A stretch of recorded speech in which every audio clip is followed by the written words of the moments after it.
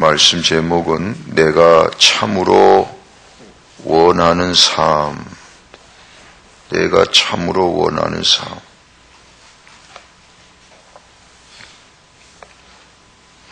이 시편에서 중심이 되는 말씀은 7절, 8절, 9절입니다. 7절에 내가 영을 전하노라. 여호와께서 내게 이르시되 너는 내 아들이라 오늘날 내가 너를 낳았도다. 그리고 철장으로 깨트린 권세를 주리라고 말씀하셨습니다. 이 말씀은 두 가지로 적용이 됩니다. 하나는 장차 오실 메시아 곧 예수 그리스도를 예언한 말씀이고, 동시에 하나님의 자녀될 우리들 각 사람에게 이루어질 놀라운 예언의 말씀입니다.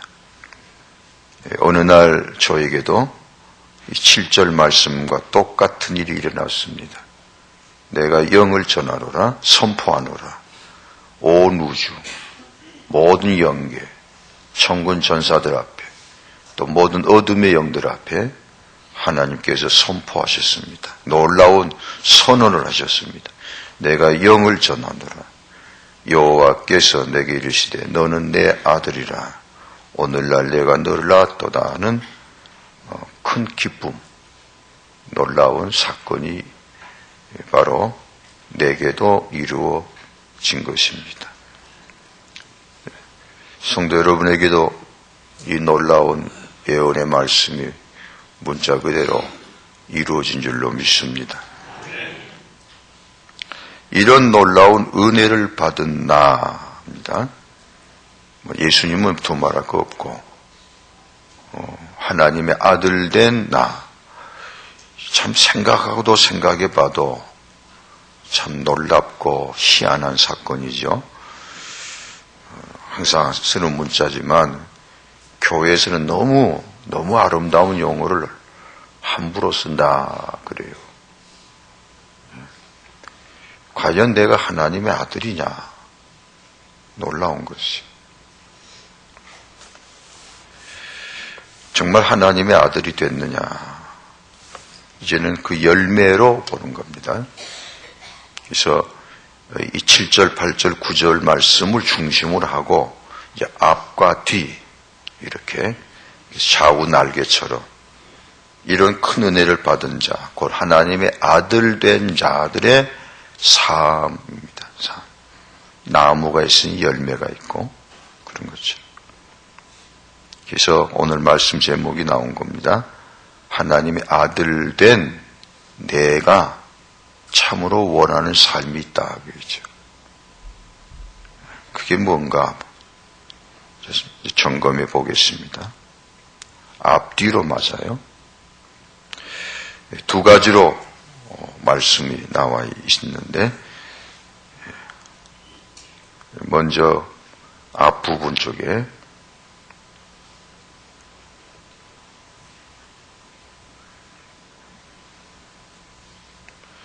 앞부분이 아니고 뒷부분입니다. 11절 11절을 같이 봅시다. 여호와를 경외함으로 섬기고 떨며 즐거워할지어다. 이게입니다. 여호와를 경외함으로 섬기고 떨며 즐거워할지어다. 이전에는 이런 삶을 우리는 살지 않았습니다. 또 이게 뭔지도 몰랐고, 그러나 그날부터, 내가 하나님의 아들이 된 날부터 이 삶 속에 들어가게 되고, 또 점점 내 자신도 이렇게 살기를 갈망하게 된 것입니다. 왜 그러죠? 이유는 뭐죠? 왜 내가 여호와를 경외합니까? 왜 여호와를 섬기며 떨며 왜 하나님을 즐거워하죠? 네. 어제 제 손자에 다녀갔어요. 며칠 만에 한 번씩 보는데, 이 녀석이 자꾸 지혜가 이렇게 자라는 모양이죠. 며칠 만에 봤는데, 전에는 며칠 만에 오면은 한참 쳐다봐요. 한참 쳐다보다가 한 1시간쯤 지나면 이제 알게 되는가 봐요. 나를 사랑하시는 분이구나. 뭐 그런 의식이. 그래서 그때는 표정이 달라집니다. 그렇게 시간이 좀 뜸해야 돼. 그리고 이제 이전에 같이 이렇게 가까이 지냈던 그 자리로 들어오죠. 근데 조금 좀 시간이 가니까, 이제 어제 같은 경우는 현관에 들어오면서 또 제가 맞이할 때 벌써 저를 보자마자 씩 웃는 게 반갑다는 것이죠. 그런 관계. 저를 보고 웃을 리가 없잖아요. 여호와 하나님을 향해서 내 영혼이, 내 마음이 어떤 마음이냐. 이거 억지로 한 게 아닙니다. 뭐 기압을 줘가지고, 뭐 매로 다스려서 될 일도 아니고, 뭐 당근을 줘가지고 꼬셔서 될 일도 아니고, 그건 이제 비즈니스죠. 또 축복을 받기 위한 그런 장사거리지. 장사거리. 하나님의 성전에서 양과 소를 팔고 비둘기를 팔고 또 돈을 바꾸고 하나님을 예배하는 용도로 한 거지만 속내는 전부 자기 장사지. 겉모양은 그것도 하나님을 경외한 것 같이 보일 것이고 섬기는 것 같이 보일 것이고 또 하나님을 즐기는 것이겠습니다. 유쾌하다. 요새는 예배가 축제라고 그래요. 그러나 정말로 이제 1대1로 내 중심이, 내 영혼이 참으로 진정으로 하나님을 경외하는 마음이 있느냐. 하나님 경외한다는 말이 여러 가지로 설명이 되는데 내 삶의 중심에 하나님의 뜻이냐 아니냐, 그것이 삶의 중심이 된다 그 말이에요. 하나님의 뜻이냐 아니냐. 그게 점점 이렇게 번져가요. 지경이 넓혀가요. 제가 그런 말을 가끔 하죠. 신호등을 지키는 거, 교통규칙 지키는 거. 나도 처음에는 그거 안 했다고요. 그냥 다른 사람처럼 뭐 좀 바쁘다 보면 그냥 뭐 신호등도 좀 가끔 무시도 하고 또 좀 고속도로 나가면 좀 뒤를 밟기도 하고 또 앞질러 가는 사람이 있으면 기분 나빠가지고 나도 쭉 몰고 가서 내가 너한테 질 거냐 하고 그리고 오기도 부리고 그랬어요. 어느 날 제 영혼 속에 하나님께서 감동을 하신다고요. 그거 아무것도 아니잖아요. 그런다고 해서 어디 어긋납니까? 근데 하나님께서 그것까지도 감동해요. 너 그러다가 감시 카메라 앞에가 뭐 하냐? 백차가 서 있을 때도 신호 위반하냐? 아니죠. 안 하죠. 그럼 너는 뭐냐? 너는 어떤 인간이냐? 그거예요. 너는 어떤 사람이냐? 어떤 사람이기에 하나님을 아버지라고 부르면서 백차를 더 무서워하고 감시 카메라를 더 무서워하냐? 살아계신 하나님 어디 갔냐? 너는 하나님을 어디서 인정하는? 하나님을 어디서 만나는? 교회에서? 베들교회 예배당에서 만난 하나님이냐? 또 너의 인격은 어떤 인격이냐? 너는 그렇게 시시한 인격이냐? 너의 영혼은? 보이는 백차는 무서워하고 네 자신의 인격은 어디 갔느냐? 네 양심은 뭐냐? 이렇게 찔러드는데 이게 보통 문제가 아니잖아요. 저에게는 그렇습니다. 내 삶 전체가 연결되는 문제 같아요. 교회에서 예배드리는 거하고 사거리에서 신호등 지키는 거하고 뭐가 다르냐? 하나님을 경외한다는 게 뭐냐? 이렇게 파고 들어와요. 어느 날부터. 그렇습니다. 오늘 이 말씀이 또 여러분에게도 또 하나님의 감동으로 들려지시기를 축원합니다. 어떤 분이 이런 말 해도 그냥 흘려버려요. 흘려버려요. 제가 충청도 집회 갔더니 그 교회는 담임 목사님 직접 저를 이제 운전하고 모시고 다닙니다. 뭐 다른 분 하라고 해도 제가 해야 됩니다. 근데 어떻게 날르는지 그냥 그분 교회하고 제 축소로 저희 호텔하고 좀 거리가 있어요. 좀 좋은 데다 모신다 해가지고. 그래가지고 한 30분씩 왔다 갔다 하는데 한 번씩 가려면 한 30분, 30분씩 호텔에서 교회로, 교회에서 호텔로 가는 때마다 이거 뭐 번개같이 날아다니는데, 그래서 나중에 끝날에 가서 이야기했습니다. 목사님, 항상 이러요. 예? 항상 이렇게 다닙니다. 그러더라고. 그래서 그게 아닌데, 그러고 말하고 말았어요. 목사들도 그래요. 저도 한때 그랬으니까. 그러니까 하나님을 경외한다는 것이 이게 마음에서 우러나야지. 뭐 억지로 두드러 맞춰서 기합을 줘가지고 하는 게 아닙니다. 금방 잊어버린다. 그게 범사에 그래서 먹든지 마시든지 이렇게까지 나오잖아요. 바울도 먹는 것 마시는 것까지도 무엇을 하든지 이렇게 나온다고요. 그렇게 또 살고 싶고 섬긴다면 예배예요. 예배. 하나님을 잘 예배드리고 싶어. 예배가 우리 삶의 가장 중심 아닙니까? 예배를 잘 드려야 돼. 예배 드림으로 내가 살죠. 그러니까 꼭 이렇게 말씀을 전하는 사람만 아니라 우리 각자가 예배를 잘 드려야 돼. 안희순 여자가 그런 말 하지 않아요? 찬양할 때 그 모이는 사람이 100명이고 1000명, 10,000명이고 간에 하나님은 내 예배를 받으신다. 그런 생각에서 찬송을 해도 옆에 사람 어떻게 부르든 상관없이 자기는 마음을 다해서 부른다는 거죠. 내 아버지 하나님을 찬양합니다. 그런 마음. 그러니까 은혜를 받는 거죠, 스스로.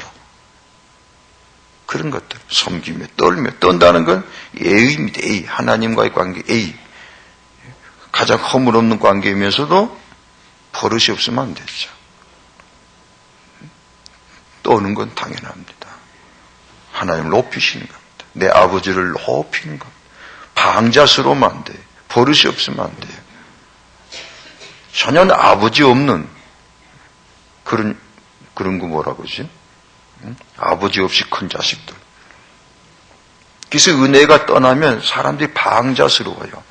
말도 함부로 하고 행동도 전혀 하나님 없는 것 같아요. 따라합니다. 저희가 입으로는 하나님을 시인하나 행위로는 하나님을 부인하는 자라. 디도서 1장에 그랬어요. 실질적인 무신론자라고 그래요. 그런 사람은. 말로는 하나님 계신다고 그래요. 예배도 드려. 그런데 보면 말하는 것도 전혀 하나님 없는 거예요. 모르는 사람 같아요. 행동하는 것도 그렇고.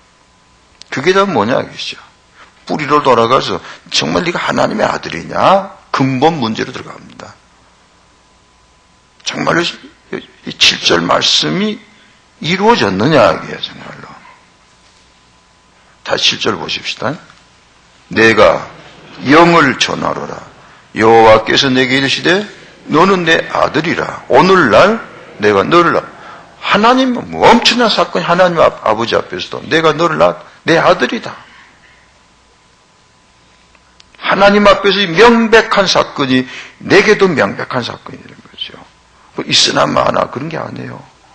확실한 거예요. 확실한 변화. 분명한 생명의 변화. 신분의 변화. 이게 있는 거예요. 그러니 삶도 달라질 수밖에 없죠. 감나무 쓸 때는 감만 열리는 거지. 이 포도나무로 갖고는 포도가 열리는 것처럼. 내가 하나님의 아들 된 그날부터 분명히 삶이 달라지. 점점 그 삶의 지경이 넓어간다, 이렇게 살기를 더 원해요. 하나님을 더 경외하고 싶고, 하나님을 더 예배하고 싶고, 정말 하나님을 두려워하는, 아버지를 존중해야 할 때, 즐거워하는 게 다 하나님의 은혜다. 모든 것이 하나님의 은혜다. 이렇게 생각하죠. 따라하십시다. 주 안에서 항상 뭐 하라고요? 기도하라고. 바울이 로마 옥중에 있는 바울이 그런 말하는 거예요. 그러면 로마 옥중에 있는 바울은 뭐 하겠습니까? 밖에 있는 사람들에게 내가 다시 말하노니 항상 주 안에 기뻐하라고 그렇게 서신을 보낸 바울은 본인은 옥중에 있으니까 그 로마 옥중의 삶이 정말 힘든 건데, 그러면 옥중에 있는 자기는 이렇게 찡그리고 있겠습니까? 다른 사람 보고는 기뻐하라 해놓고 그게 아니겠죠. 자기도 기뻐했겠죠. 근데 기뻐하려고 노력한 겁니다. 즐거움이 저절로 나는 게 아니거든요. 저절로는 환경이 좋아야 저절로 나지. 환경은 기뻐할 수 없는데 어떻게 기뻐하는? 그러니까 의지로, 정말 의지로, 정말 인격적으로 하는 겁니다. 저절로 될 수 없어요.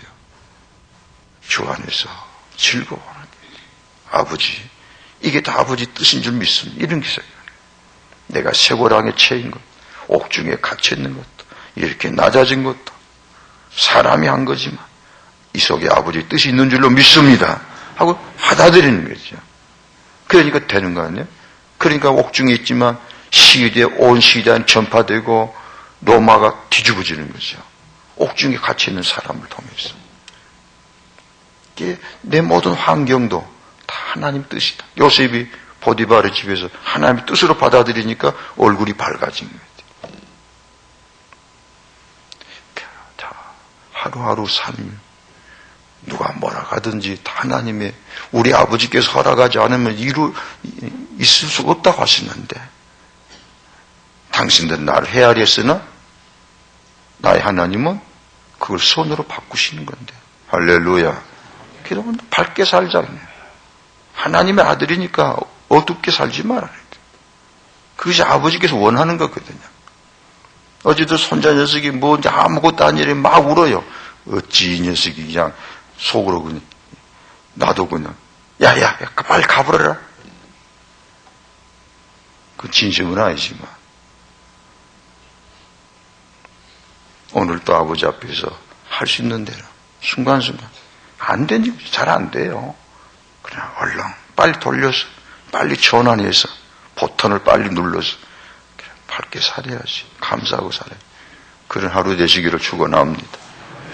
그 다음에 두 번째는 앞부분에 3절에 나온 거예요. 이게 또 하나님의 아들로서의 삶입니다. 3절 읽어보십시다.